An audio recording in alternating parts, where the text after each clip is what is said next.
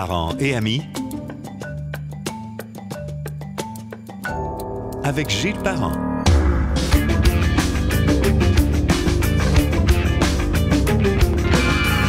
Bonjour et bienvenue sur Parents et amis, podcast et balado qu'on peut écouter sur la plateforme, sur l'application que l'on préfère sans aucun problème. On salue tout le monde, peu importe l'heure, le jour, l'endroit, c'est ça. Le balado et le podcast, c'est international et en croissance constante. On parle presque chaque jour chez nous et ailleurs de l'immigration, particulièrement depuis quelques années, afin de mieux comprendre les immenses enjeux reliés à ces arrivées. J'ai invité un avocat spécialisé en droit de l'immigration qui pratique dans ce champ d'activité depuis plus de 10 ans. On l'a déjà eu en entrevue, puis bon, fait qu'on le ramène. Maxime Lapointe, bonjour. Bonjour Gilles, merci de l'invitation encore. Comment ça va? Vraiment bien. Ben, j'imagine, là. Oui, alors là, c'est vraiment... c'est pas l'apogée de ma carrière, mais disons que c'est une étape qui est intéressante au niveau, les audiences publiques, on va en parler. Oui. Mon livre, donc tout ça, là, tout ce qu'on va se parler, c'est pour moi, c'est un point vraiment... prévu, ça? Le livre en même temps que les audiences? J'ai travaillé pour, mais il a fallu que je fasse quand même plusieurs coups de téléphone à l'éditeur pour mettre un peu de pression. OK. Parce que le livre, on va en parler, hein, il y a un peu une date de péremption. On couvre la période 2018-2023. J'ai fini de l'écrire au mois de mai, donc on arrive en juin, juillet. J'ai écrit un chapitre bonus avant de le livrer à l'éditeur au mois d'août pour être le plus à jour possible. Je comprends, ben oui. Dans l'actualité, mais éventuellement, ça va prendre un tome 2. Là. Ben oui. C'est peut-être un par année. Pourquoi? On sait jamais. On sait jamais.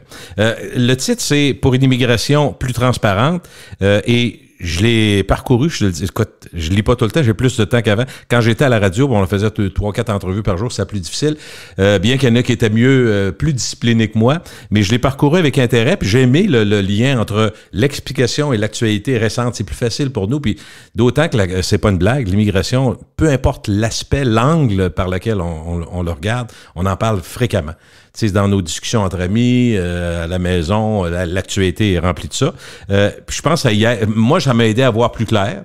Je sais pas si j'ai tout compris. Là. Mon but, c'est que aujourd'hui, on soit capable de vulgariser pour la plupart des gens, puis qu'on puisse démystifier ou démythifier, comme tu dis même dans le livre. Le constat dans le livre, c'est que si on suit l'actualité, depuis 4-5 ans, on peut s'y perdre. On peut s'y perdre facilement. Pourquoi c'est si difficile? Large question. Non, mais moi, je dis toujours immigration temporaire, immigration permanente, la compétence du Canada, la compétence du Québec. Juste là, on peut smiler. Déjà, on a perdu tout l'auditoire. Donc, moi, j'ai fait des tableaux, même pour mes employés à l'interne qui ont fait de la formation. Regarde, là, on est compétence immigration temporaire, la compétence du Québec. C'est ça, le champ de compétences. Donc, c'est important de savoir à qui on s'adresse. Puis, au niveau de l'immigration, dans les livres, il y en a des livres, c'est souvent des livres qui sont dédiés, disons, à des professionnels, à des juristes. On parle beaucoup de la théorie, puis on va à la pratique. Et là, j'ai dit, non, moi, je vais faire le contraire. Je vais partir de la pratique. Donc, c'est quoi le cas réel? Donc, l'article de journal qui parle de telle réforme, de telle situation. Puis après, je vais dire c'est quoi la théorie en arrière, puis pourquoi on en est là, puis pourquoi, si on suit l'actualité depuis, disons, là, je peux pas partir de Mathusalem non plus. Là, non. Bon, donc là, moi, je partais de 2018, un petit peu avant les élections provinciales. Bon, c'est comment sous le temps de Philippe Couillard. Après ça, les élections, les positions de chaque parti, puis là, on avance. L'évolution. Comme ça. Donc là, on peut comprendre aujourd'hui pourquoi on est dans telle situation, puis on voit, il y a des enjeux au Canada, au Québec, ça touche maintenant la santé, le logement. Donc, je suis pas un devin, mais moi, j'ai vu des choses venir, je les ai mis dans un livre. Là. Parfait. Dis-moi, on part, là, vraiment, je pars de la base, mais quand on dit c'est des compétences partagées entre le Canada et le Québec, est-ce que c'est des compétences partagées dans toutes les provinces ou c'est un cas unique de la culture et de la langue au Québec d'avoir la compétence en immigration? C'est une bonne question. Quand le Canada a été créé en 1867, il y a eu un partage des compétences. La santé, c'est une compétence provinciale. Ça a été déterminé. L'éducation, au fédéral, l'armée, la poste. Et il y avait des compétences partagées, l'agriculture, l'immigration. Et le fédéral, on dit aussi toutes compétences qui n'existent pas en 1867, parce qu'on n'a pas tout prévu, évidemment, vont aller directement au fédéral. Donc, les télécommunications, c'est pour ça que c'est une compétence fédérale. OK. Donc c'est un peu ça l'écosystème. Maintenant, le Canada a une entente particulière avec le Québec. Il y a l'accord Canada-Québec, on en parle beaucoup dans le livre. Ça date de 1991.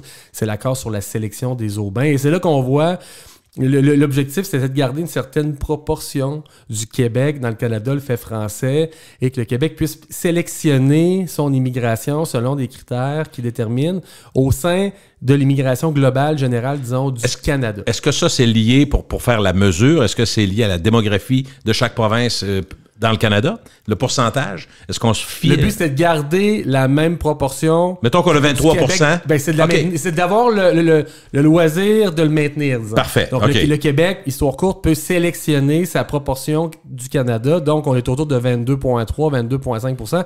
Et moi, j'en parle beaucoup dans le livre parce que les enjeux constitutionnels, moi, ça m'anime, là. Et la taille du Québec dans le Canada, ça en fait partie. Oui. Et c'est un enjeu que j'adresse dans le livre. Il va falloir surveiller ça dans les prochaines années. Parce déjà, ça bouge, hein? C'est ça, très vite même. L'Ontario prend une importance grande, puis veut pas, si toutes les choses en politique dont on s'occupe pas, souvent, ils nous reviennent en face pareil. Ça arrive de toute façon. Là, on dit que la grande consultation générale présentement au Québec, est-ce que tes attentes sont basses ou sont élevées? Je sais qu'on va prendre les recommandations parce qu'on va partir tantôt de la liste de recommandations que tu as dans ton livre pour expliquer tous les aspects, mais de façon générale, la consultation... Parce que souvent, les gens disent « Ah, la consultation, c'est pour donner l'impression qu'on partage le pouvoir, qu'on écoute les gens. » Il y a une différence entre entendre et écouter. Des fois, tu entends et tu n'écoutes pas. Là. Mais dis-moi ce que... Je sais que tu vas y participer déjà. Oui. Bon, ben, premièrement, je suis content que ça arrive. L'événement actuel de les audiences publiques sur la planification pluriannuelle des niveaux d'immigration, parce que la dernière fois qu'on a eu un exercice de la sorte, c'était pour 2019 à 2022. On se serait attendu qu'en 2022, on refasse l'exercice. Malheureusement, c'était une année électorale.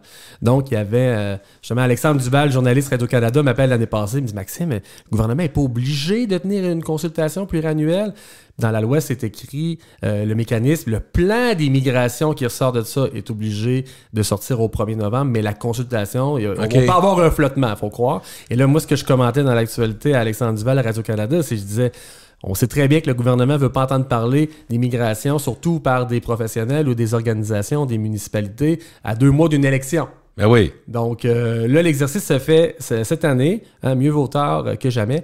Un nombre record de mémoires déposées pour la consultation. Il y a 70 organismes qui ont déposé un mémoire. Le gouvernement les entend tous. Donc là, on est dans la 2e semaine sur 3. C'est le mardi, mercredi, jeudi là, de mémoire. On peut l'écouter sur le canal de l'Assemblée nationale. J'ai écouté quelques bouts. Maintenant, est-ce que tout est ficelé d'avance? Puis la réforme que la ministre a annoncée au mois de mai sur plusieurs programmes, on va en parler plus tard. Est-ce que c'est déjà tout canné, puis finalement, comme tu dis... On écoute, on entend, mais on n'écoute pas vraiment. Ben c'est l'impression que ça donne des consultations de ce type-là dans l'histoire. Le Conseil du patronat, la semaine dernière, Carl Blackburn, le président du Conseil du patronat du Québec, a dit à la ministre, justement...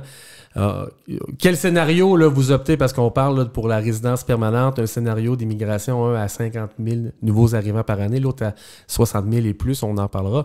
Et Carl Blackburn a dit mais madame, c'est quoi votre plan? Et Christine Fréchette, la ministre de l'immigration, elle s'est targuée d'être transparente. Je suis transparente, je vous le dis, on a 2 scénarios. Et là, j'étais content parce que mon livre était finalement déjà en imprimerie avant que la ministre commence à parler d'être aussi transparente. Mais finalement, moi, c'est ce que je reproche. On manque de transparence, les orientations du gouvernement, la vision. Nous, comme professionnels, on n'en a souvent aucune idée. C'est géré au gré du vent. Donc, nous, on veut un peu plus de prévisibilité. Vers où on s'en va? Oui, comment ça... Dans le fond, une des choses qu'on remarque, Maxime, c'est qu'il y a beaucoup d'à côté qui n'ont pas été mesurés. Par exemple, j'ose avec des amis, ils vont dire, mais quand il arrive pour des causes humanitaires, mettons, exemple, la situation en Ukraine, on accueille beaucoup d'Ukrainiens. Ça compte-tu dans les quotas, ça, ou si c'est à part? Parce que c'est pas de l'immigration normale, c'est de l'immigration d'urgence. Fait que là, ça, c'est une première question. Mais il y en a d'autres. Et après ça, quels sont les à côté? Moi, je regardais, je sais pas si c'est dans ton livre, ou en marge de ton livre, on apprenait que la croissance de la population canadienne, à 80%, c'est l'immigration. Donc, c'est pas mineur, là, c'est majeur dans le façonnement de notre Canada et de notre Québec de demain. Oui, puis il faut contrôler les niveaux, les catégories. Tu parles de l'Ukraine. Mais c'est un exemple. Est-ce que ça rentre dans les quotas? Oui, Mais raison de plus pour avoir des seuils d'immigration le plus élevé possible, le plus permissif possible, comme le Canada fait. Le Canada, avec une fourchette d'immigration de 500 000 nouveaux arrivants en 2025, comme on a vu dans l'actualité avec l'initiative du siècle. On en a parlé en novembre dernier. C'est revenu dans l'actualité, un cahier complet, Journal de Québec, Journal de Montréal, mois de mai. Mais avec 500 000 quotas d'immigration, bien, ça permet de débloquer, disons, 20 000 quand il y a une guerre pour avoir un programme spécial pour l'Ukraine. Ça, on est plus dans l'optique du Québec.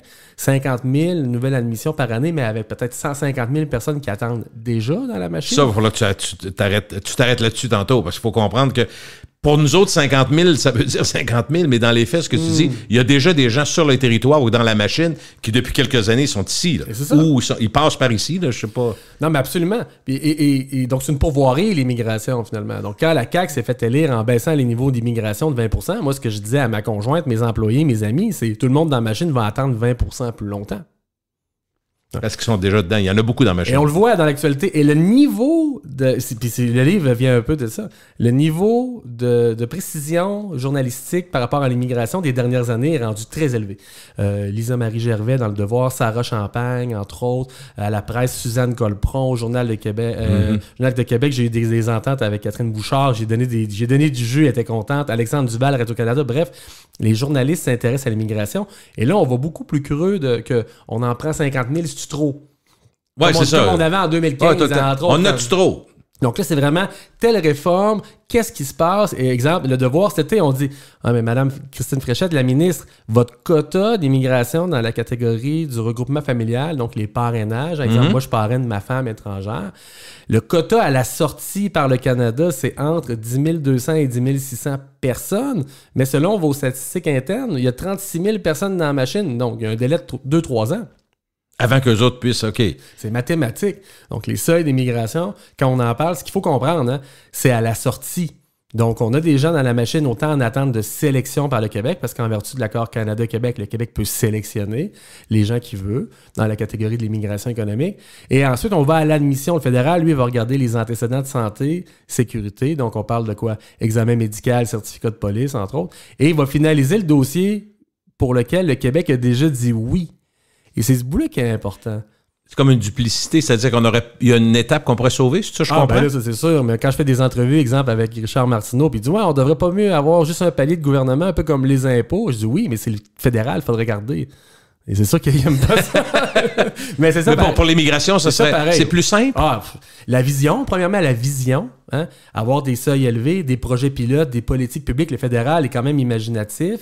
La plateforme informatique, oui, on peut dire le projet, le Phoenix, les employés du gouvernement ont de la misère à se faire payer. Oh, oui. Mais au Québec. Traite avec le provincial. Voir. Moi, je garde un fax uniquement pour correspondre avec. C'est vrai.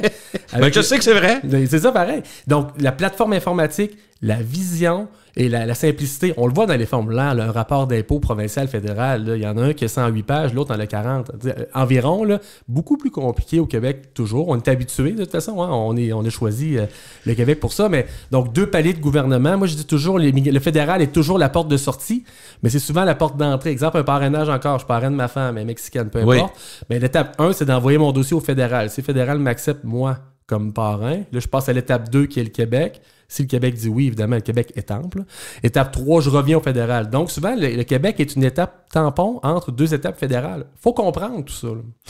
Et quand on parle de la différence entre le fédéral et le provincial, évidemment, la culture arrive en tête, puis la langue, surtout en immigration. Puis après ça, bien évidemment, le travail. Tu sais, langue et travail au Québec, ça semble être majeur. Une des choses que je vois, puis d'ailleurs que j'entrevois dans ce que Mme Fréchette va probablement présenter ou a déjà ficelé, c'est que, j'invente rien, tu en as parlé, tu en as parlé dans les médias en ont parlé, c'est le fait qu'on va exiger même des travailleurs temporaires d'avoir une maîtrise, peut-être pas une maîtrise à 100%, mais d'avoir des bonnes connaissances du français. Et ça, pour plusieurs employeurs, ça n'a aucun sens. C'est pas réaliste. Ben, moi, ce que je dis là-dedans, c'est premièrement, prenez le pouls des entreprises avant de vous lancer dans une telle mesure. Deuxièmement, si vous vous lancez là-dedans, mettez une clause grand-père pour être sûr que les travailleurs déjà sur le territoire... Ça ne se fasse pas kicker out? Ben non, c'est ça, parce que là, ça va donner un méchant swing dans le mauvais sens. Là. Mais tu sais, c'est toujours ça, hein, le fondement est bon. On veut protéger la langue française, les valeurs québécoises, tout ça. Mais en même temps, il faut réfléchir comme société. Qu'est-ce qu'on demande de nos immigrants? Est-ce que c'est de régler notre problème de pénurie de main-d'œuvre, notre problème démographique, notre problème de régression du français. Et tu sais, ils ne pourront pas tout faire, là. Ça en fait beaucoup sur leurs épaules, là, en tout cas. C'est ça. Puis là, dès qu'il arrive quoi que ce soit, c'est rendu de leur faute. Là, on voit la pression sur le logement, c'est rendu de la faute des immigrants. Mais peut-être aussi qu'il y a eu une pandémie, la chaîne d'approvisionnement a été brisée, les coûts de construction ont explosé, il y a une pénurie de main-d'œuvre dans le domaine de la construction, puis c'est pour ça qu'aujourd'hui, on n'a pas construit rien depuis 3 ans. C'est pas, comme c'est des êtres humains, Maxime, on peut pas faire du 100% d'un bar, c'est pas du 100%. Exemple, moi, il me semble, comme observateur, journaliste de métier, mais aussi père de famille, que si tu as un employé qui vient, qui est de façon temporaire au départ, qui commence comme ça me fait penser à job. Quand tu commences dans le job, tu commences à commis d'épicerie, puis évidemment, tu montes tranquillement, avec tu apprends à... Mais quand les gens arrivent ici, et si ils trouvent intéressant leur milieu de travail, ils trouvent intéressant le milieu de vie, c'est souvent le cas, les conditions de travail par rapport à leur pays, c'est souvent une bonne différence, et que là, ils ont l'intention d'avoir leur famille. Quand tu as l'intention d'avoir la famille, une des choses qu'on voit, parce qu'on a des exemples, là, ça n'a pas commencé l'an passé, l'immigration, là, les gens qui sont arrivés, le père a commencé par un travail ou la mère, là, le père vient ou vice-versa, les enfants arrivent, les enfants s'installent pour vivre la communauté, ils font quoi? Ils apprennent la langue à l'école, puis graduellement, ils s'intègrent. Fait que, tu sais, ça me semble pas fou du tout de privilégier ça. On peut pas faire que ça, mais tu sais, je vois pas ça comme négativement, puis je vois pas l'obligation totale tout le temps du français rentrer dans la gorge, alors que pour moi, il y a un élément naturel là-dedans si on le fait de la bonne façon. Mais moi, pour le français, je suis ultra pour la protection du français, puis c'est correct de mettre des conditions de maîtrise de la langue française pour demander le certificat de sélection du Québec. Au mois de mars, il y avait une entreprise, Chantier Chibougamau, qui embauche 200 travailleurs des Philippines, qui a fait des pressions dans les médias pour dire j'aimerais ça qu'on baisse le niveau de français exigé pour les travailleurs étrangers parce que j'ai peur qu'ils s'en aient travaillé en Ontario parce que c'est plus facile d'avoir la résidence permanente là-bas. Est-ce que c'est vrai? Juste là-dessus, là? Sur le principe, oui, c'est plus facile d'avoir la résidence permanente ailleurs qu'au Québec pour des raisons de ça. Ils ont plus de quotas. Et deuxièmement, moi, ce que je disais, parce que là, j'ai sollicité une entrevue avec Richard Martineau, justement, pour dire, regarde, moi, je raccourcirais l'expérience de travail exigée pour déposer une demande bien avant de baisser le niveau de français. Ça veut dire quoi? Actuellement, pour avoir la résidence permanente au Québec, il faut 2 conditions. 24 mois de travail et un niveau de français de niveau intermédiaire avancé qui est très élevé. Mais 24 mois de travail, moi, je couperais 24 mois à 12 mois, comme c'était avant juillet 2020. Il y a une grosse réforme, Simon Jolin-Barrette, en juillet 2020. Nadine Giraud. Il a doublé la période. Ouais, c'est ça. Donc, ça fait qu'il y a des Français de France qui arrivent avec un permis vacances-travail, exemple, pour venir visiter le Canada. Ils ont un permis de 2 ans. Historiquement, ils travaillent pendant 12 mois, demandent la résidence permanente au Québec, sont approuvés, donc ils reçoivent un certificat de sélection permanente. Ensuite, ils font la démarche au fédéral. Et le renouvellement du permis, s'il faut, il est facilitant quand on est sélectionné par le Québec. J'épargne les détails. Mais là, aujourd'hui, les gens arrivent. Ah, ben moi, j'ai mon 24 mois de travail, je pourrais demander la sélection au Québec, mais mon permis de travail finit demain, donc je ne peux plus travailler. Donc, si on abaissait le niveau de travail de 24 à 12 mois, ben on arriverait que les gens, les Français surtout, pourraient avoir la résidence permanente. Moi, les gens appellent à mon bureau, « Hey, mon employeur ne veut pas m'aider à renouveler mon permis. Mon permis finit dans 3 mois. Ça fait 1 an et demi que je suis ici. J'ai pas accès à la résidence permanente parce que j'ai pas mes 24 mois. Qu'est-ce que je fais? » Moi, j'annonce la mauvaise nouvelle à des Français comme ça au bureau toutes les semaines. Donc moi... Dans le cas présent que tu viens d'expliquer, il faut qu'il quitte s'il se passe rien. Honnêtement, c'est mort. Là. Le projet d'immigration est mort. Tu peux prolonger ton permis de manière bidon, mais tu vas t'acheter 5 mois de traitement, ça va être refusé au final. Donc moi, ce que je dis, c'est raccourcissons l'exigence de travail. Moi, ce que je dis, des gens qui parlent français et qui travaillent depuis 12 mois, moi, je les prends toutes. Moi, je les prends toutes comme ça. Ben là, on va régler le problème du déclin du français. Même, on pourrait créer, parce que le Québec peut créer des programmes, on pourrait créer un programme ultra francophone où est-ce qu'au lieu d'exiger un niveau intermédiaire avancé en français, on exigerait un niveau élevé, donc le niveau maximal, là, pour vraiment cibler des Français de France. Puis eux, ben, ils pourraient déposer dans ce programme-là rapidement sans avoir 2 ans de travail. Parce que là, les Français, moi, ils m'appellent au bureau pour me dire « Hey, je vais aller immigrer dans une autre province parce que j'ai vu que c'était moins long, j'ai lu sur un forum. » Et le Canada les attire. Le Canada a des mesures facilitantes, autant de permis de travail que de résidence permanente pour des francophones. Et l'année passée, en mois de novembre, le Canada, pour la première fois, a atteint sa cible de 4,4% d'immigration totale qui sont des francophones hors Québec. Et là, les commentateurs politiques qu'on connaît riaient de ça. Ils disaient hey, 4,4%, hein? Mais c'est 16 000 personnes qui ont choisi de vivre en français ailleurs qu'au Québec. C'est pas rien. L'année prochaine, ça va être 20 000. Ça me surprend, moi. Je savais pas.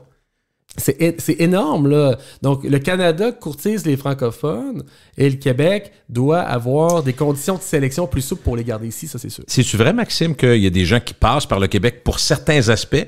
C'est facilitant peut-être même les Français de France pour après ça quitter. C'est-tu exactement ça? Non, ça, non, pas vraiment. Ben, parce que j'entends ça des fois, je me dis, ça me semble curieux. Dans le programme des immigrants investisseurs, peut-être, où est-ce que juste le Québec qui gère un programme immigrants investisseurs. Donc, les gens passaient dans le programme de millionnaires. Là, on exige 2 millions d'actifs. On fait un prêt investissement ça pour aller vivre à Toronto, Vancouver. Ça, on le voyait dans ces années-là. Le programme est fermé depuis 2019, va rouvrir l'année prochaine. Mais pour les travailleurs qualifiés, la question se pose, est-ce que les gens vont aller, exemple, demander la résidence au Nouveau-Brunswick pour après venir vivre au Québec? Ou est-ce qu'ils vont rester au Nouveau-Brunswick parce que finalement, ils sont bien? On ne le sait pas. Donc, l'exode des Français qu'on est en train de vivre actuellement, est-ce qu'ils vont revenir? Moi, j'ai pas la réponse.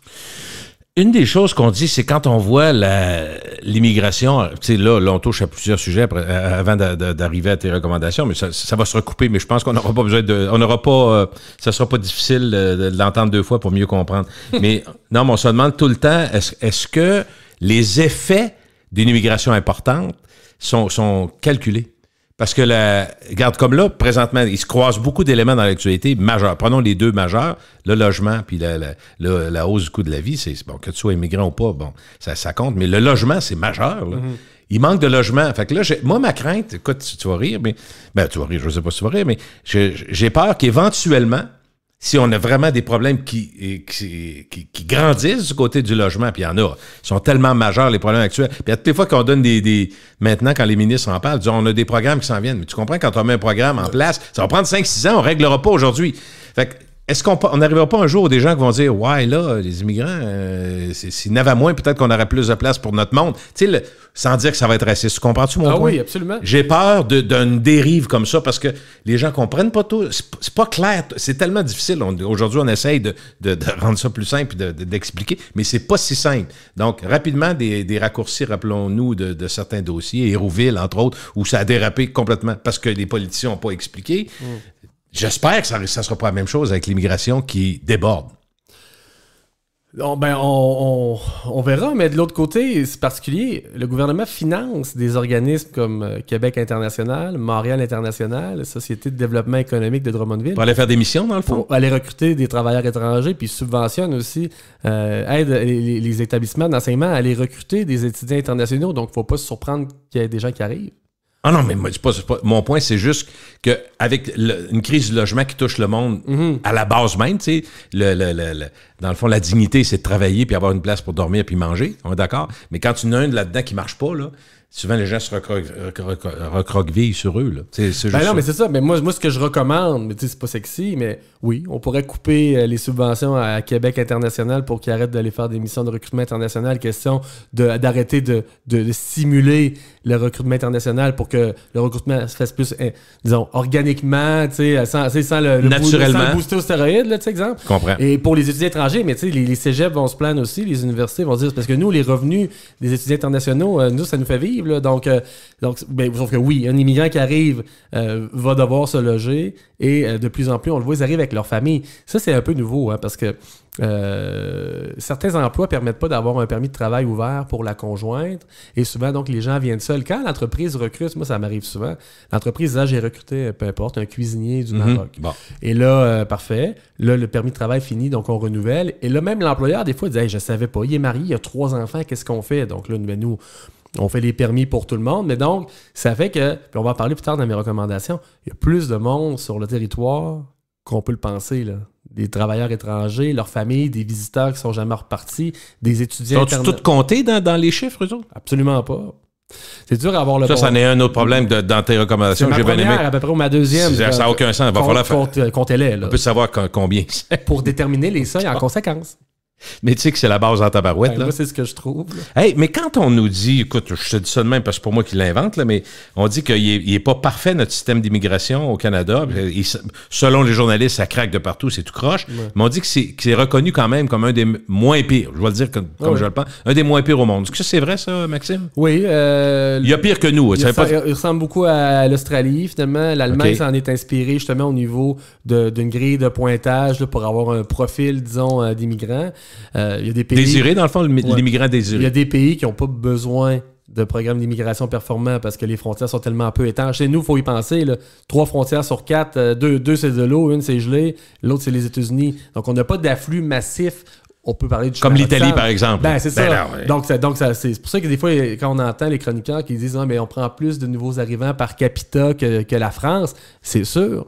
Nous, on a besoin que les gens viennent ici puis qu'on les mette dans un programme et qu'on les sélectionne. Ça n'arrive pas de tous les bords, là, donc c'est particulier au Canada, au Québec. Et le Canada, moi, le système d'immigration canadien, comme Québécois, je l'envie. Comme je te dis, j'aimerais ça qu'on ait juste le système fédéral.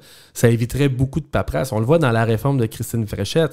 Ils repartent à zéro, là, sans avoir consulté d'ailleurs. Ils repartent à zéro au niveau de la sélection des travailleurs qualifiés. Ils font des volets, 4 volets. Mais c'est pas en créant plus de programmes qu'on est plus inclusif. Là. On crée 4 types d'immigrants. Il y en a un, c'est pour les professions réglementées.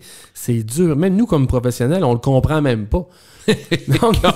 Non, ça explique la difficulté totale là-dedans. C'est drôle, je faisais un lien, je ne sais pas si tu le fais aussi, probablement, entre ce que les gouvernements, entre autres les villes, ont mentionné, parce qu'on a parlé de l'itinérance dans les derniers jours des municipalités du Québec, puis on disait qu'il faut absolument réussir à savoir il y a combien d'itinérants, on ne sait pas. Peut-être pas au chiffre près, mais avoir une meilleure idée.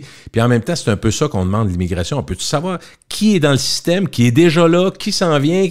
Parce que est-ce que c'est la base pour avoir des politiques qui se tiennent mieux? Ben moi, c'est le parallèle que j'ai fait dans l'actualité, justement. La semaine passée, on parle beaucoup d'itinérance, puis le gouvernement a dit oui, l'année prochaine, on va commencer à les compter. Et moi, comme je te dis, dans mes recommandations, je les ai écrites peut-être au printemps.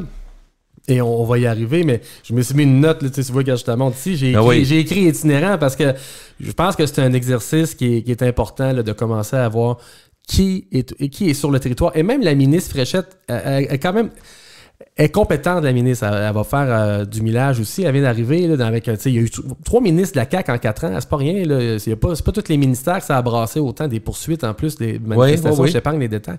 Mais la ministre Christine Fréchette, la semaine dernière, elle disait, en consultation publique, elle disait, vous savez, il y a des travailleurs temporaires qui arrivent avec un permis qui est donné par le fédéral dans lequel le Québec n'intervient pas.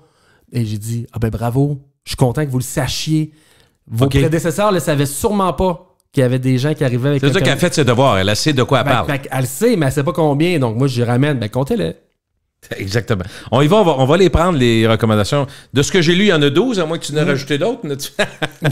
Commençons par la première. On va y aller dans l'ordre. Dans l'ordre de tes recommandations, est-ce qu'ils sont par importance, à ton avis? Non, plus ou moins. En fait, c'est plus ça s'intégrait dans le récit. Là. On dirait qu'à force d'écrire les chapitres, je me disais, à ce moment-là, je pense que c'est le temps de recommander. Selon moi, ils sont tous importantes. Okay. Puis c'est un exercice que j'ai fait souvent dans les dernières années. Là, mes 10 recommandations au prochain gouvernement, j'avais fait ça en 2018, j'ai fait en 2022, j'ai fait des recommandations pour sortir de la crise de la COVID en matière d'immigration.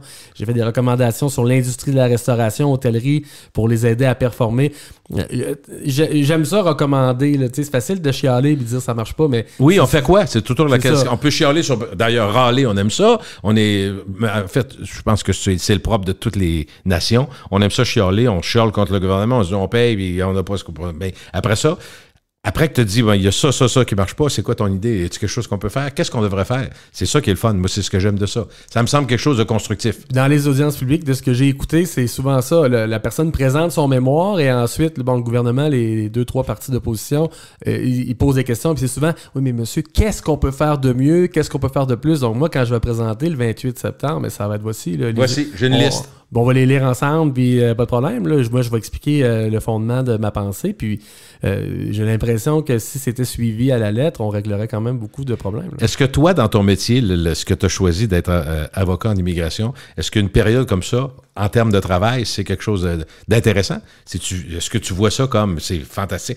Dans le sens où il y a beaucoup d'enjeux, mais on est au cœur de l'actualité. Ce que tu fais comme métier est vraiment au cœur, là. Ouais. Pour les avocats d'immigration, disons que les audiences publiques, ça déclenche pas plus un volume de dossiers, là, ça change rien.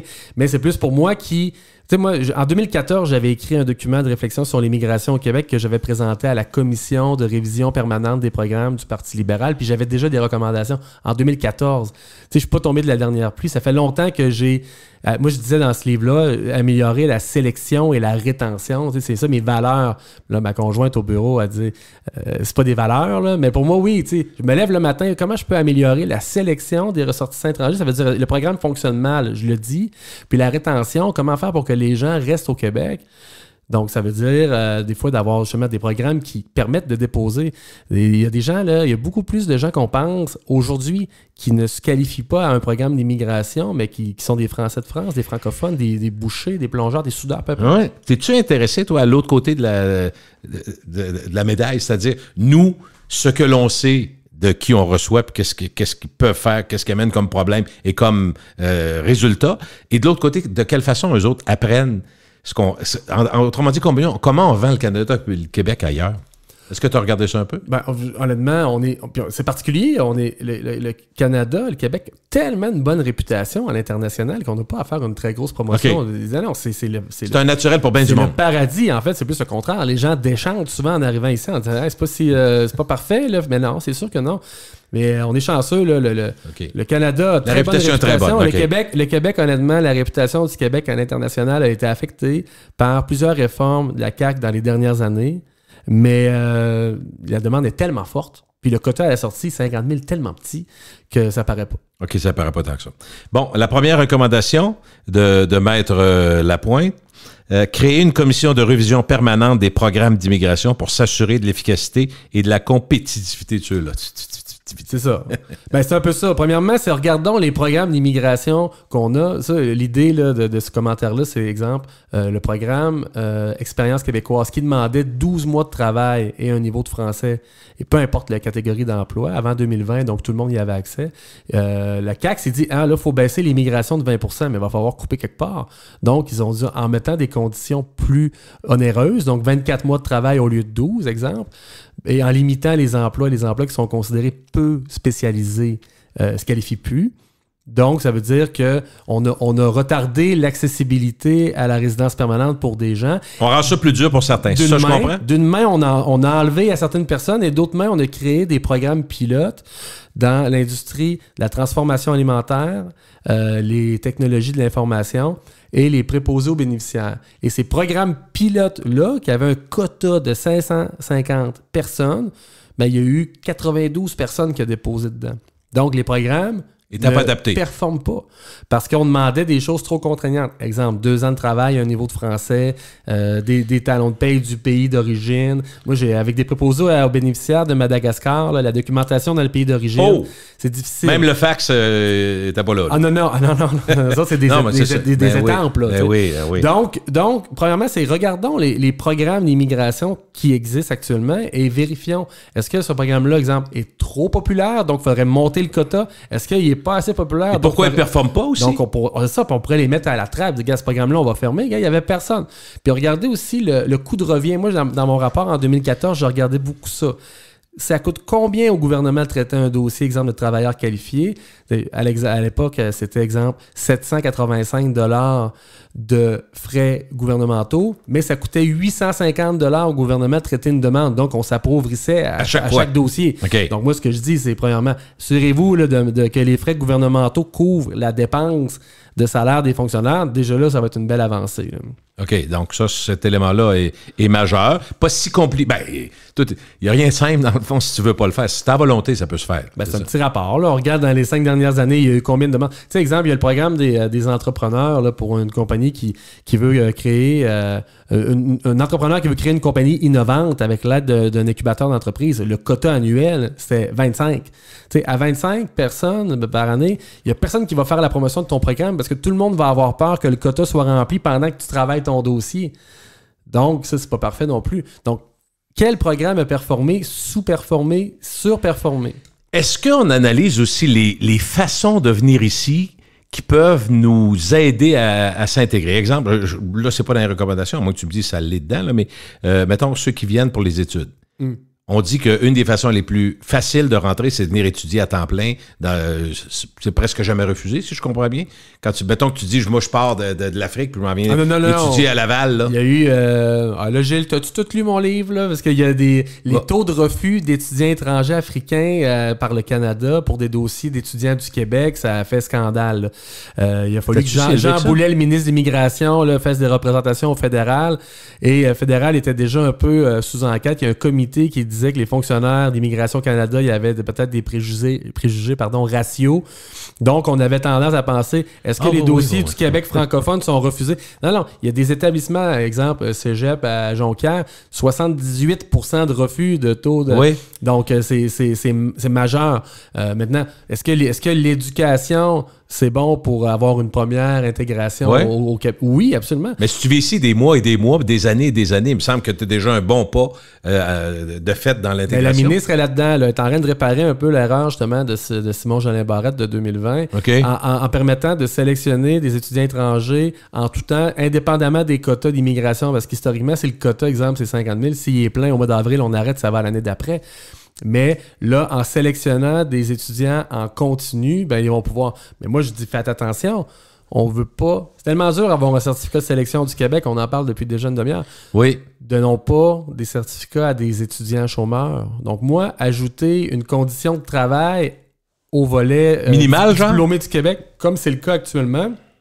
Moi, je trouve que c'est bien. Je ne l'enlèverai pas, là. Donc, oui, on va vous accepter avec votre diplôme et une expérience de travail. On veut vraiment être sûr que les gens sont en emploi, là. Pour moi, il y a un risque comme société là, de donner la sélection permanente à un diplômé chômeur, c'est sûr. OK, absolument. Deuxième recommandation, recenser, on en a parlé un petit peu tantôt, donc officiellement, les immigrants temporaires au Québec, dénombrer la proportion de ceux qui souhaitent demander et obtenir la sélection permanente par le Québec afin de mieux établir les cibles de sélection et d'admission du Québec pour la prochaine période, dans le fond, l'année prochaine jusqu'à 2027. C'est ça. Mieux faire le travail en amont.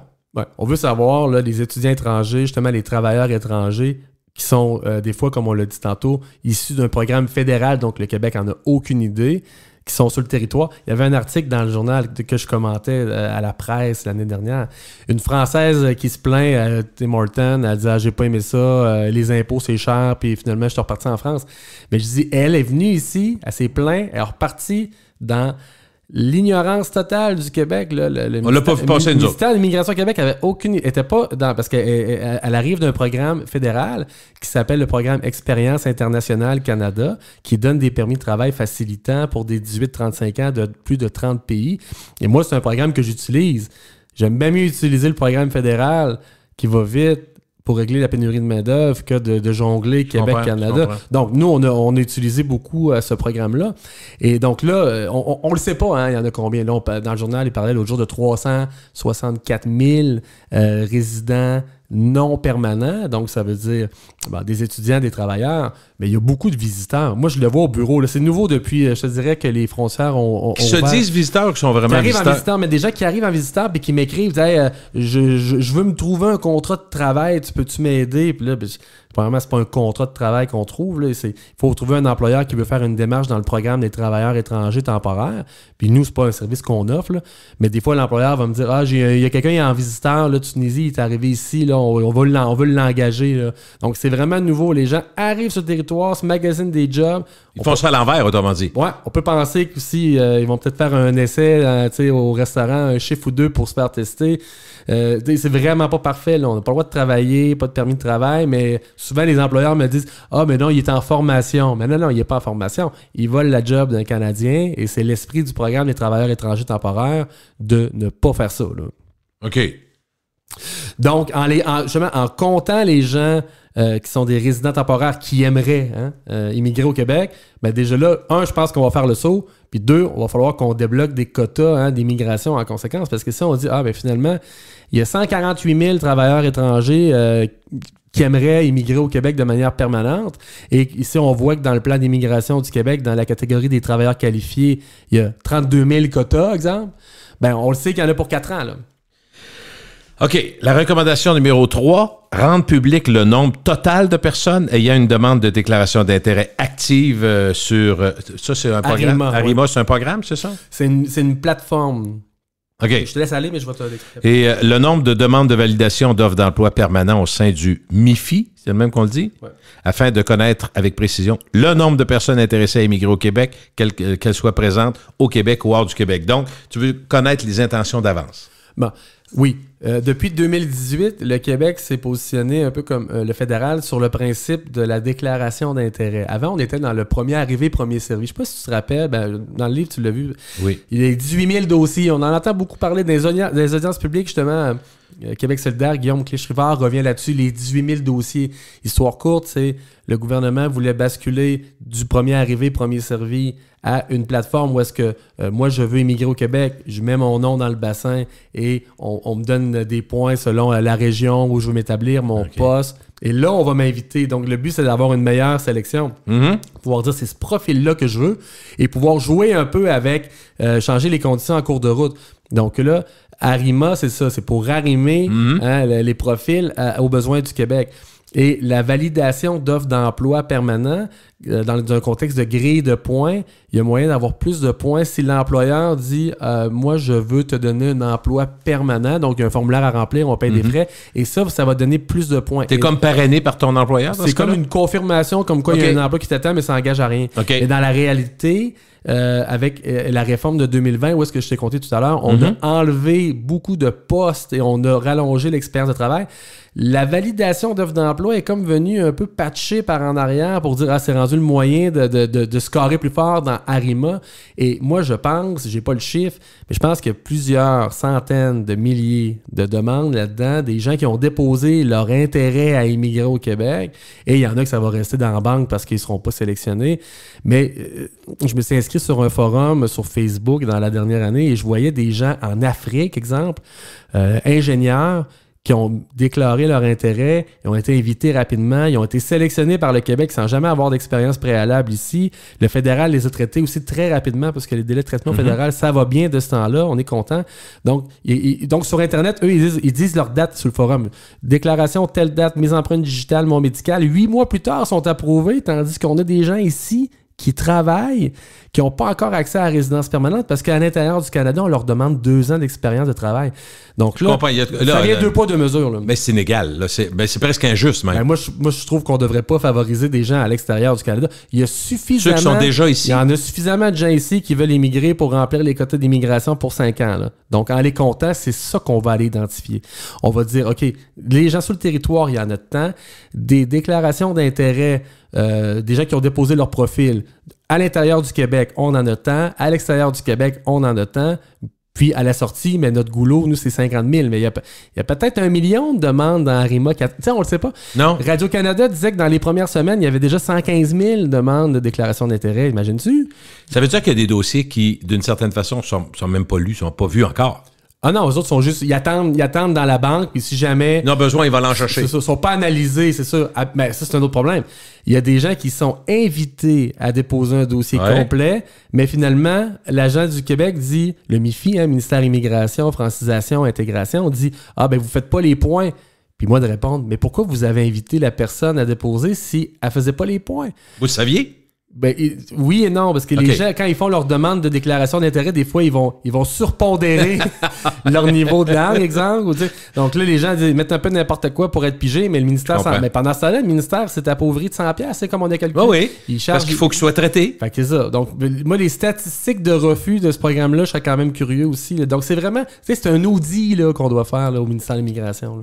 Quand on dit le MIFI, dans le fond, c'est le ministère de l'Immigration, de la Francisation. Intégration. OK. Donc, recommandation numéro 4 par M. Lapointe, maître, rétablir la condition d'emploi au Québec de 12 mois dans le programme Expérience québécoise, créer un programme unique pour les étudiants étrangers et les travailleurs étrangers temporaires, augmenter les seuils pour ce programme de la catégorie de travailleurs qualifiés au maximum de la capacité de sélection du Québec pour adosser les seuils totaux du Québec à 22,3% de l'immigration totale canadienne. Ouais. Bon, moi, ce que je dis, des gens qui parlent français puis qui travaillent, je les prends toutes. Mais je peux pas toutes les prendre si j'ai pas le quota d'immigration qui me permet de... Donc, moi, ce que je dis, c'est augmentons drastiquement les seuils dans la catégorie du programme. On va aller s'accoter sur ce qu'on a le droit, dans le fond. Ça. Utilisons-le, tu sais. Ben oui. Et je l'ai dit souvent dans le livre, hein, il y a plusieurs exemples où le Québec a choisi de ne pas utiliser les leviers du fédéral. On les a. Et moi, je reviendrai justement à comment c'était avant juillet 2020. Donc, 12 mois de travail et un niveau de français. Et là, on n'aurait plus des problèmes de « Ah, le programme n'est pas populaire, puis ci, puis ça ». Le programme, il serait plein et on réglerait aussi le problème des étudiants étrangers. Moi, je suggère que les étudiants étrangers travaillent. Donc là, actuellement, il y a 2 programmes.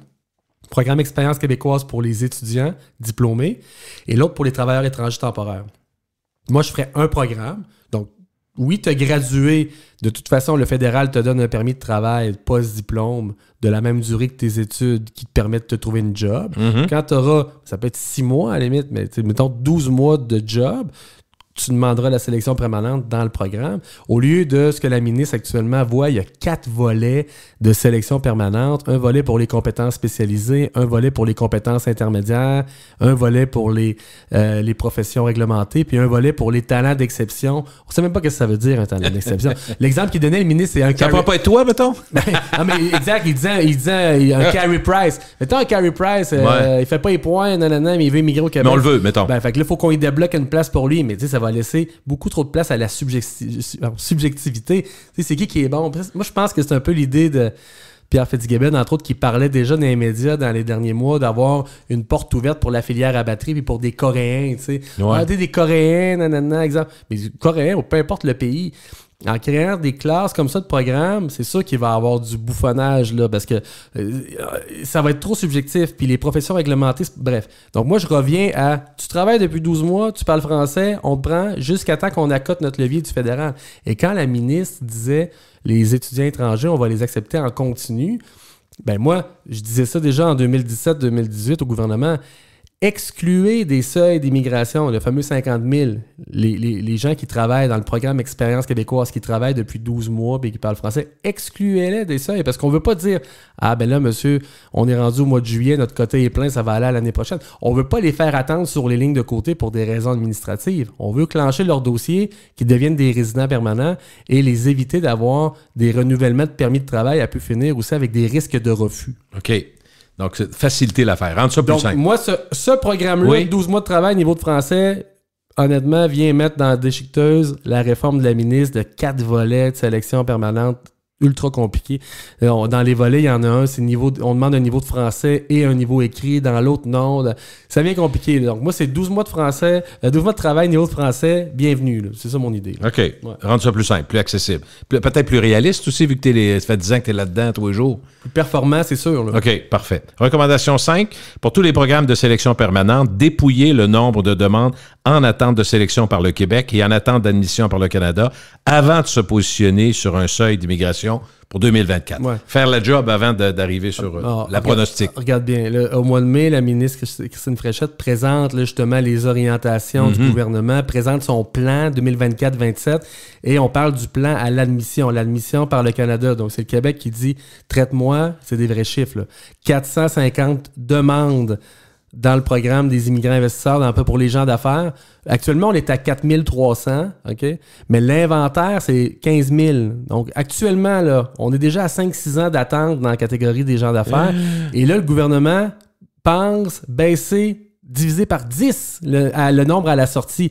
Donc, ça montre que le gouvernement n'a pas fait ses devoirs. Là. Avant de se lancer dans des seuils de 50 000 comme ça, là, ils n'ont pas pensé à voir il y a combien de gens dans la machine. Donc, premièrement, compter le nombre de gens dans la machine. Et c'est un concept que je veux instaurer dans mon mémoire, c'est le concept d'année zéro.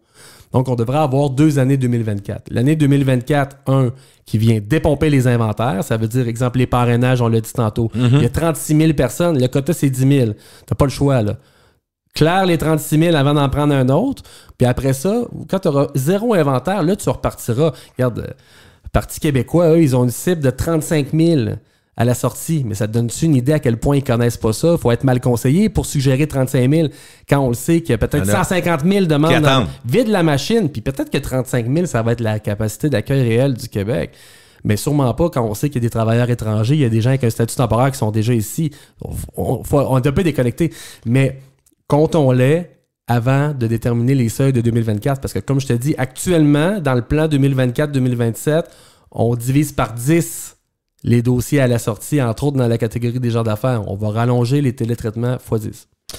Donc, recommandation numéro 6, discuter avec le fédéral afin de préqualifier pour 24 ou 36 mois les entreprises ayant eu des demandes approuvées dans le programme... Le programme des travailleurs étrangers temporaires, le PTET. Donc, c'est là, tu vois... le fédéral le fait actuellement. Donc, il y a un projet pilote qui commence pour les entreprises du secteur agricole et qui va être lancé en janvier pour toutes les entreprises. Donc, les entreprises qui ont fait une demande dans le programme des travailleurs étrangers temporaires et qui ont eu, il y a des conditions, là, aucune plainte, vont pouvoir être préqualifiés. Mais là, actuellement, ce qu'on ne sait pas, c'est comment le Québec va se positionner par rapport... Le programme des travailleurs étrangers temporaires, c'est un programme fédéral. Est-ce que automatiquement, invariablement, il est dans les 10 provinces? Oui, exact. Okay. Mais lui, le Québec... Même si le Québec peut avoir des clauses ou des choses différentes. Le Québec rajoute une couche dans ce programme-là. Okay. À la fin, exemple, on fait une demande d'évaluation de l'impact sur le marché du travail à Service Canada. On envoie aussi une demande à Immigration Québec. Okay. Et là, la décision, elle est conjointe. Donc là, le bout, c'est que on ne sait pas comment le Québec va se positionner par rapport à la réforme facilitante. Le but là-dedans, c'est pas compliqué. Moi, je suis une entreprise... Je recrute, exemple, 20 travailleurs étrangers par année à coût de cohorte de 3-4, peu importe. Et je fais 6 demandes au fédéral par année. Mais j'aimerais ça ne pas avoir à faire 6 demandes. J'aimerais ça en faire une en disant, regarde, ma pénurie de main-d'œuvre est là. Puis approuvez-moi pour 20 travailleurs, question de libérer un peu de bureaucratie. Donc, c'est ce que moi, je recommande, c'est de faciliter pour aider les entreprises. Hein? Dans le fond, je suis qualifié une fois. Là, oui, je suis qualifié, je peux le faire. C'est ça. Que je n'aie 6 ou 14. Peut-être pas jusqu'à 200 000, mais qu'un minimum. On l'a déjà. Il y a les professions jugées en pénurie, il n'y a pas de limite du nombre de travailleurs qu'on peut recruter. Là. Donc, c'est déjà ça. Là. OK. Recommandation numéro 7, rouvrir l'accord Canada-Québec dans un délai de 6 mois via le truchement de l'article 33 afin de renégocier les pouvoirs et obligations du Québec et du Canada en matière d'immigration. Ouais. Bon, cela, à mon avis, ça devrait être ma recommandation numéro 1. Là. Mais comme je te dis, dans le récit, c'était peut-être pas ça. Là. Les relations Québec-Canada en matière d'immigration sont régies dans l'accord Canada-Québec qui date de 1991. Ouais. Donc, c'est peut-être J'ai appris ma leçon. Le temps de faire... Oui, vraiment, je te félicite. C'est peut-être de faire un petit rebrassage des cartes. Oui. Et j'ai rencontré dans le passé... J'en parle dans le livre, deux anciens ministres de l'immigration, David Hurtel, du temps du Parti libéral. Et j'ai dit, M. Hurtel, pourquoi vous ne rouvrez pas l'accord Canada-Québec là, pour rebrasser un peu ça? Et il me dit, on reçoit tellement d'argent du fédéral qu'on ne veut pas rouvrir ça, on a peur de perdre au change. Là, j'en revenais pas, mais ça avait déjà plusieurs années. C'est en 2017. J'ai croisé Simon-Jolin Barrette, ministre de l'immigration à l'époque, en 2018. Je dis, M. Barrette, pourquoi vous ne rouvrez pas l'accord Canada-Québec? Là? Votre prédécesseur me dit que c'est à cause des considérations financières. Il me dit sensiblement la même réponse. Et là, c'est dans l'actualité. Il y a eu des articles au mois de novembre 2022, un journaliste de la presse qui a mis le doigt dessus. Le Québec dépense à peu près 25% des sommes qu'il reçoit du fédéral en matière d'immigration pour franciser et intégrer les immigrants. Le 3/4, le Québec le dépense dans d'autres choses. Ah, OK. Donc ça, c'est majeur, là. Et là, la ministre Christine Fréchette a patiné un peu en disant « Ah, mais les sommes sont dépensées des fois en santé, en services sociaux. » C'est très important pour la société. Ouais, mais c'est on pas a l'immigration. besoin quand même d'une reddition. À mon avis, on a besoin d'une reddition de compte. Puis on peut pas juste dire on va pas rouvrir l'accord Canada-Québec qui détermine les compétences du Québec du Canada juste pour des considérations financières. Là.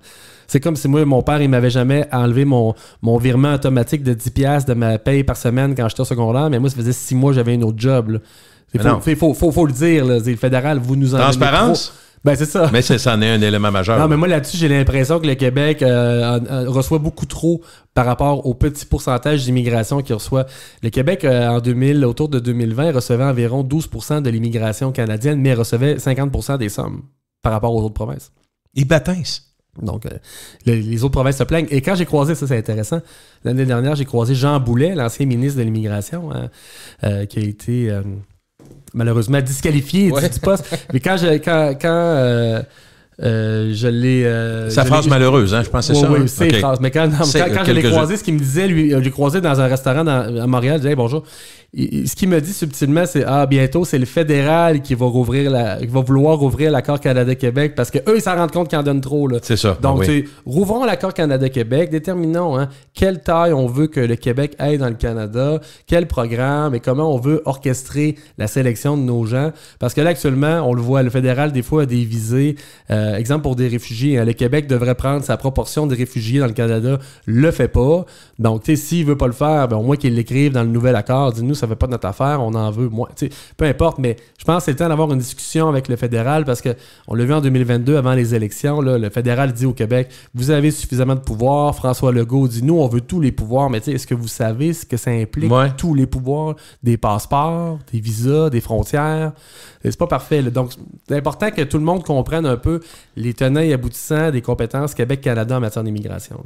Recommandation numéro 8, exiger l'examen médical, le certificat d'absence d'antécédents criminels au stade de la sélection du Québec pour éviter de traiter des demandes ultimement refusées par le fédéral sur la base de l'interdiction de territoire pour des motifs sanitaires ou criminels. Ouais.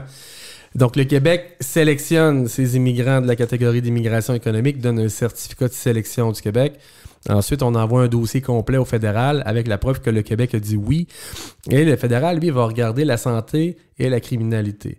Donc, on peut arriver en fin de parcours, et on l'a vu dans l'actualité en 2021, où un ange gardien préposé aux bénéficiaires pendant la COVID, à son examen médical, on a décelé un cancer du pancréas, et là, on a dit « Ah, vous êtes un fardeau excessif pour le Canada, donc vous et votre famille, vous êtes barrés. » Donc, donc, le Québec a sélectionné ce monsieur-là dans la plus grande bonne foi. Hein. Finalement, il rencontrait les conditions du programme pilote pour les anges gardiens.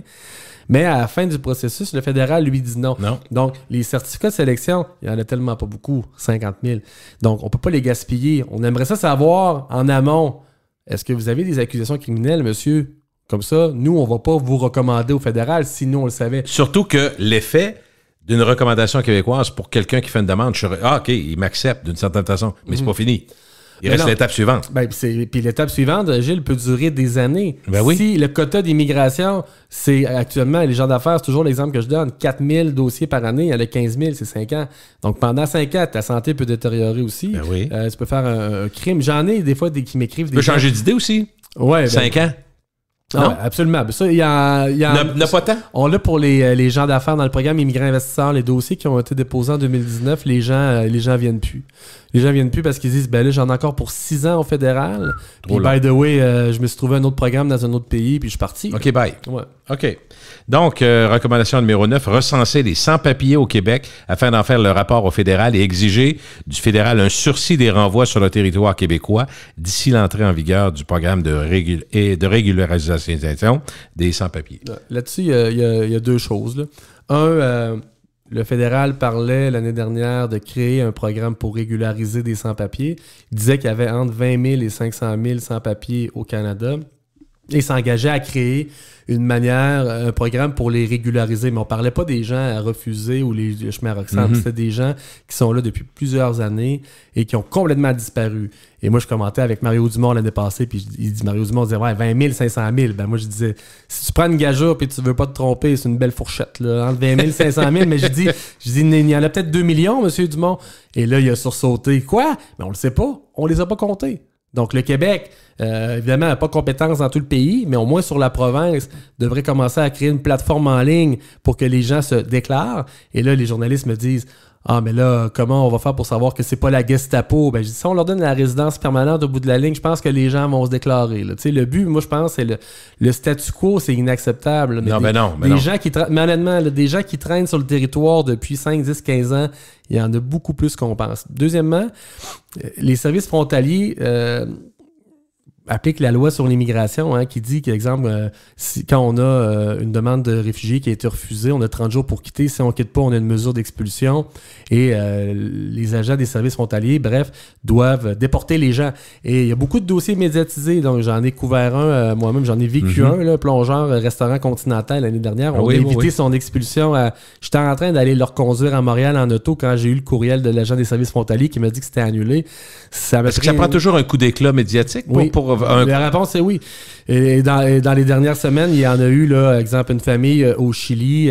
Il y a eu des manifestations. Tu vois, eux autres sont partis. Une famille au Mexique, eux sont restés. Et plus récemment encore, il y a eu des Français là, qui finalement ont dû quitter. Et donc, moi, ce que je dis là-dedans, c'est il n'y a aucune urgence à déporter des gens qui travaillent là, dans un contexte de pénurie de main-d'œuvre. La pénurie de main-d'œuvre est plus grande que l'urgence de déporter ces gens-là. Et on sait que le fédéral travaille sur un projet de régularisation de sans-papiers. Donc, moi, ce que je dis, c'est attendons de voir les contours de ce programme-là. Faisons un moratoire sur les renvois. Donc, ça, c'est de compétence fédérale. Hein. Mais le Québec ne peut pas se permettre de perdre des travailleurs pour des raisons de renvoi. Là. Non. OK. On a besoin, puis surtout des gens qui travaillent, comme tu dis. Recommandation 10, considérant le préjudice irréparable que cause aux ressortissants étrangers la perte d'un statut temporaire et vu que le délai de 5 mois d'attente pour une demande de rétablissement de statut, le gouvernement du Canada devrait permettre aux demandeurs d'apporter des précisions et des documents additionnels avant que soit prononcée une décision de refus par Immigration Canada. OK. Bon, on l'a vu, tu m'en parlais, hein, oui. Tu dis la machine d'immigration fédérale, hein, les gens se plaignent, la machine est débordée. L'année passée, dans l'actualité, on disait qu'il y avait plus de 2,4 millions de demandes d'immigration en traitement par le fédéral. Et là, il y a eu des scandales sur des agents inactifs. Ouais. Et donc, la machine, elle est débordée. Et si on a un refus dans un permis de travail, un renouvellement de permis de travail, on est au Canada, là on a un refus, on doit quitter immédiatement ou faire une demande de rétablissement de statut. Et le rétablissement de statut, lui, prend 5 mois à se traiter. Donc on est pris pendant 5 mois pendant lesquels on ne peut pas travailler. Et des fois, les refus sont arbitraires. Là. Donc, j'en parle dans le livre. Moi, j'ai pas inventé. Romain Chouet, Radio-Canada, fait un excellent travail journalistique et sortait justement que de plus en plus de dossiers sont traités à l'intelligence artificielle avec le logiciel Chinook. Et ce logiciel-là permet en une demi-seconde de déceler des risques potentiels pour le Canada. Et on peut accepter ou refuser jusqu'à 1000 demandes d'un coup. Donc, c'est quand même majeur. Ouais. Donc c'est pas vrai que les agents passent 5-6 heures sur le dossier en disant hey, c'est un bon dossier, ça, c'est intéressant. Donc, ça va très vite. Ça va plus vite que ça. C'est ça. Et moi, ce que je dis, c'est... Et ça m'est arrivé l'autre jour, j'ai eu un refus parce qu'on n'avait pas coché une case de paiement de frais de permis de travail ouvert de 100$. Et le gouvernement aurait très bien pu me demander le document additionnel et je l'aurais téléchargé dans ma plateforme et on n'en parlerait plus. Mais là, j'ai eu un refus. Et là, la personne ne peut plus travailler, puis ça dérape. Là.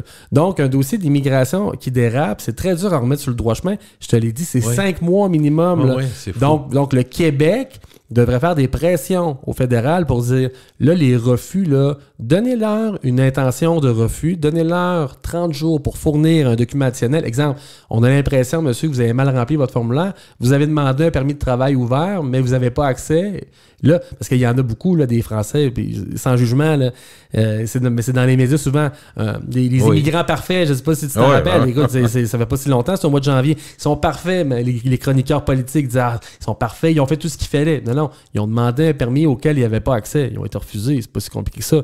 Nous, les avocats d'immigration, on en rit là, des dossiers médiatisés qui n'ont pas d'allure.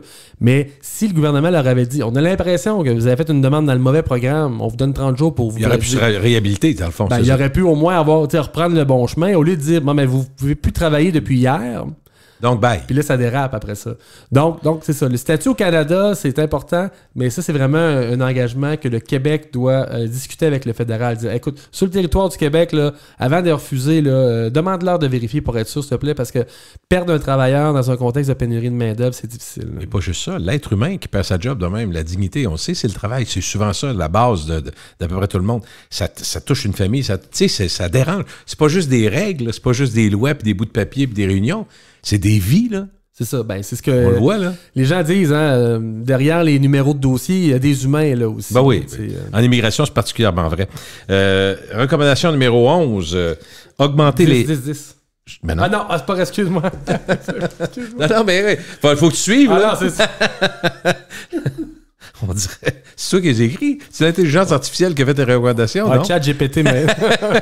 Donc, recommandation 11, augmenter les seuils au stade de l'admission par le Canada dans la catégorie des gens d'affaires pour purger les inventaires de dossiers de cette catégorie, dont les dossiers soumis en 2017 qui demeurent en traitement en 2023. Tu parlais des délais, donc des fameux dossiers non traités. Ça. Donc, pour les gens d'affaires, moi, j'en représente quelques-uns. Là, je traîne un inventaire de dossiers qui sont pas finis encore de déposés au Québec en 2013, 14, 15, approuvés par le Québec, et au fédéral depuis 2016, 17, 18. Là, il a fallu que je sorte dans les médias cette année avec Alexandre Duval, Radio-Canada, pour dire j'ai envoyé des dossiers au fédéral à Sydney, en Nouvelle-Écosse, en 2020. 2 ans plus tard, j'ai même pas d'accusé réception.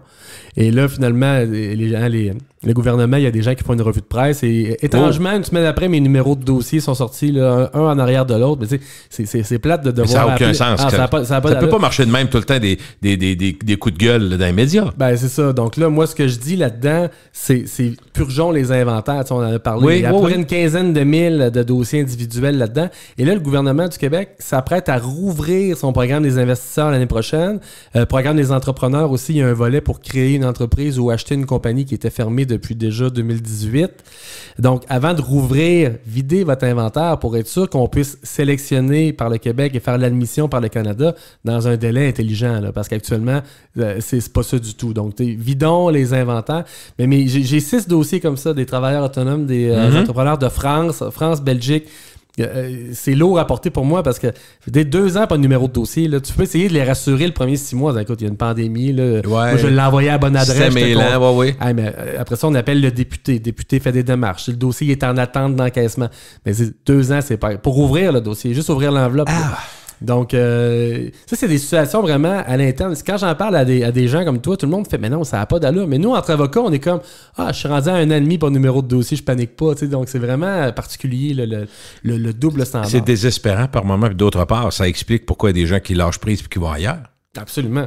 Absolument. Dans d'autres provinces... Tu me dis qu'il y a bien de la demande, je suis d'accord. C'est vrai que, bon, on s'en sort bien, puis comme tu dis, ça paraît pas par moment parce qu'il y a quand même beaucoup de demandes, puis on est attractif, ça, je comprends tout ça. Par contre, ça n'a pas de sens, là, les traitements longs de même. Mais il y en a qui peuvent aller ailleurs, mais il y en a qui peuvent pas. Tu sais, exemple, un parrainage, là, tu sais, si la personne veut réunir sa famille, tu sais, ma femme, exemple, elle est aux Philippines, à matin, ça fait 2 ans, puis là, finalement, ça va prendre 3 ans parce que je t'ai dit, il y a 36 000 dossiers, puis c'est 10 000. Là, mais les journalistes font un gros travail là-dessus. Même récemment, il y a eu des dossiers fermés par le fédéral en disant « Ah, ben on n'a jamais reçu la réponse du Québec. » Tantôt, je te disais dans un parrainage, on commence au fédéral, après on va au Québec, puis après on retourne au fédéral. Et le fédéral disait « On n'a jamais reçu le certificat du Québec qui, eux, pourtant, l'ont envoyé. Il y a eu un problème informatique. Il y a 300 personnes qui ont eu des dossiers fermés. » Imagine-tu la panique dans la maison? Moi, je l'ai vécu le 29 décembre, 2 dossiers fermés à cause que le certificat n'était pas rendu. Puis moi, j'ai regardé, mais moi, j'ai fait ma demande au mois de mai. Le Québec ne l'a pas traité. Là, le Québec m'a dit il y a eu un changement d'agent, puis non. J'ai réussi à faire ouvrir les 2 dossiers. Les 2 dossiers, aujourd'hui, sont approuvés. Mais imagines-tu le stress pour nous, les représentants, quand on a 10 de même, là? Donc, c'est juste s'assurer que la machine fonctionne bien, puis ça part. Vidons les inventaires avant d'en reprendre d'autres. Hein. C'est un peu comme le jeûne intermittent aussi. Là, Et la recommandation numéro 12, revoir les processus de qualification du niveau de français oral pour tous les immigrants assujettis à l'obligation de documenter un niveau de connaissance du français oral. Oui, ça, c'est particulier. Donc, avant juillet 2020, on pouvait documenter son niveau de français par un test de français, évidemment, reconnu. Là. Donc, on peut faire il y a 8 sortes de tests que le Québec approuve. Là. On peut en faire un. C'est corrigé en France, c'est particulier. Là. Ah, ben oui. Mais on pouvait aussi, à l'époque, avant 2020, juillet, on pouvait aussi suivre un cours de français dans un établissement d'enseignement. Et là, il y a eu des dérapages. Il y a beaucoup d'étudiants, malheureusement, surtout de Chine, qui avaient le niveau reconnu. Mais le ministère doutait. Donc, le ministère a commencé à faire des entrevues sur le niveau de français. Et là, il se rendait compte, non, monsieur, vous n'êtes même pas capable de dire bonjour, mais vous avez un papier qui me dit que vous avez le niveau intermédiaire avancé. Le papier? L'école, la commission scolaire. Donc là, on a enlevé ce document-là dans la liste des documents. Depuis 2020, on n'a plus le droit de déposer un cours de français. Ça, c'est une bonne chose. Mais là, l'autre chose, même avec un test de français, il y a des gens qui se font convoquer en entrevue avec un test. Puis là, il y a la fonctionnaire du ministère, puis il y a une enseignante de français, puis il dit, ben moi, je vous parle, monsieur, depuis une demi-heure, puis moi, je vous donne le niveau 4. Et là, on a désélectionné des gens en disant, finalement, donc on rabaisse le niveau. Et au printemps, c'est dans l'actualité beaucoup, là, Sarah Champagne, pour Le Devoir, a écrit un article qui disait, Le Devoir est allé passer le test de français. Et là, il disait, premièrement, c'est difficile à comprendre. L'accent, c'est des questions posées avec un accent de français de France, corrigé en France, pas si facile que ça. Et un test de français comme ça, c'est ce qui est bizarre, c'est que le Québec, lui, il le croit pas, donc convoque en entrevue, le reste du Canada va l'accepter, et si c'est une demande qui est faite, exemple, à partir de l'Afrique, avec un test comme ça, on va pas le convoquer en entrevue pour dire, finalement, vous êtes pas mal moins bon que vous avez dit. Donc, tout le processus de comment on va contrôler le niveau de français. Par exemple, moi, mes clients de France, mes Français de France, quand je leur dis, vous allez passer un test de français, là, et ça les met tout à l'envers. Il dit, écoute, tu trouves pas que je parle français? Ben oui, c'est non, ça. Je le comprends, mais c'est la règle. C'est les frais. Donc, les frais, les délais de traitement, ça prend 6 semaines avant d'être corrigé, le test.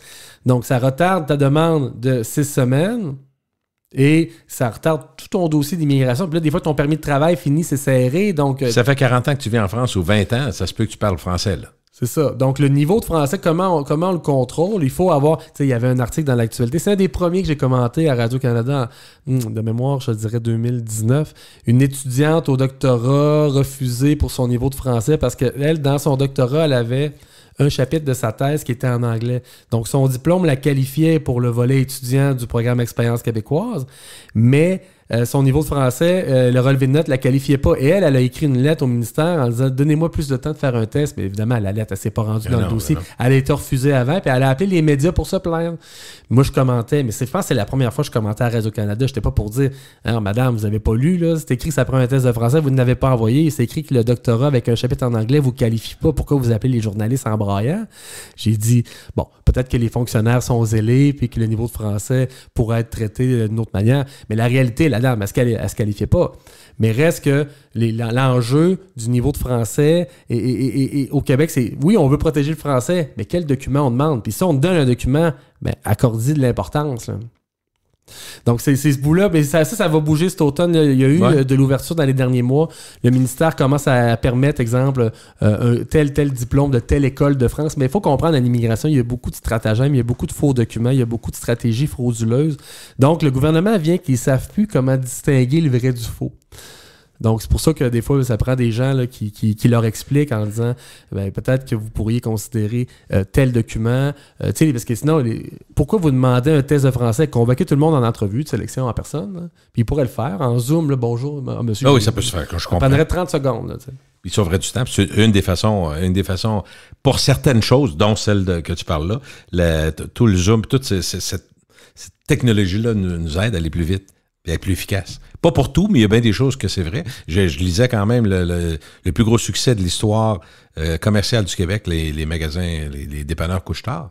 Puis le grand boss le disait, il disait, écoutez, nous, on a amélioré notre efficacité avec la technologie. Puis ça peut être bon. Et d'ailleurs, pour traiter ces dossiers-là et valider justement une langue orale, ça serait vraiment pratique. Là. Mais pour ces dossiers-là, justement, pour éviter les erreurs de frappe, des fois, dans les formulaires, ça serait beaucoup plus facile d'avoir une plateforme style Dropbox, où est-ce qu'on pourrait téléverser les documents et le fonctionnaire serait capable de prendre l'information. Parce que là, je t'explique, moi, je remplis un formulaire, je l'imprime, mon client le signe, je l'envoie par la poste.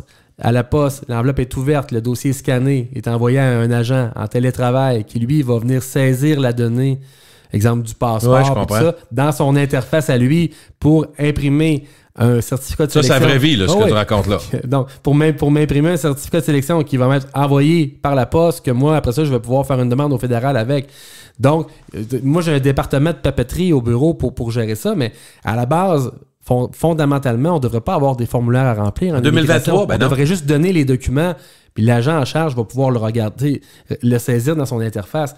Donc, puis là, je te parle pas du dédoublement Québec-Canada, là, parce que là, je vais me fâcher, là, mais donc, ça reste que ça pourrait être moins opaque, plus prévisible et plus transparent. Ça nous ramène au livre pour une immigration plus transparente. Ton bébé, tu t'espères quoi? Aujourd'hui, en 2023, on vend ça comment? Des livres de même? Pas le prix, mais comment ça se fait? On-tu dans les Renaud-Bré? Est-ce qu'on est sur Amazon? Je sais pas. Au début, moi, j'avais prévu m'auto-éditer, donc je m'en étais mis des copies sur Amazon, mais en parallèle, j'avais fait une démarche avec un éditeur qui est les éditions de l'Apothéose. OK.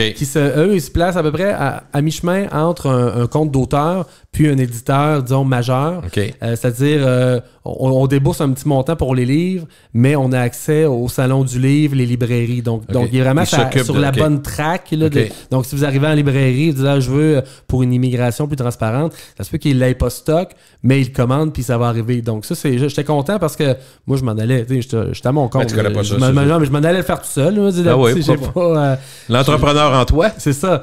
Mais donc là, je vais être au salon du livre, j'en envoie aux journalistes, il est à vendre, puis le contenu, moi, me divertit, là, parce que je l'ai relu, je l'ai relu tout l'été pour être sûr que c'était tout ça que je voulais dire. Puis j'ai trouvé ça très divertissant, puis je vais continuer à le faire parce que améliorer la sélection et la rétention des immigrants au Québec, c'est ça qui m'anime. Là. J'espère que tu vas être entendu, en tout cas, et pas plus écouté. Je vais être écouté, ça c'est ça. Entendu d'abord à l'audience qui s'en vient, et écoutez aussi, on va te le souhaiter. Merci beaucoup d'être passé, c'est gentil. Alors, écoute, je te souhaite, j'allais dire que des beaux moments, mais écoute, c'est des problèmes aussi, régler des problèmes, et que ça puisse se régler avec les clients, ça c'est pas fou non plus, hein?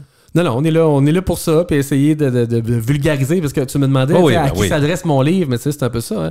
Les gens qui commentent, pas qui commentent, mais qui écoutent, exemple, l'ajoute, qui écoutent 24 heures en 60 minutes, puis des fois, ça va vite, un topo 5 minutes, on comprend pas tout. Non, là. non. Donc, des fois, avec le balado qu'on vient de faire là, c'est éclairant, moi, je trouve.